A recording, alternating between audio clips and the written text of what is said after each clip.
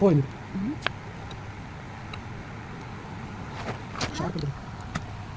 Wow సాగేసండి. కింద పడేసా, ఇది పెట్టుకో, కింద ఇట్లా పెట్టుకో, దాని కింద పెట్టుకొని తిను.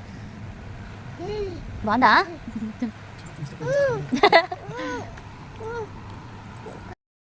ఆ నోట్లు ఉన్నదైతే తిను, మళ్ళీ ఇంకొకటి తిని ఇంకా చూస్తున్నావు. తమ్ముడు తింటే పాపం. కొంచెం తినిపి తమ్ముడికి. పండుకున్నాడా? బాగుందా? కొరకురా, కొరకు కొరకు కొరకురా, కొరుకుని తిను.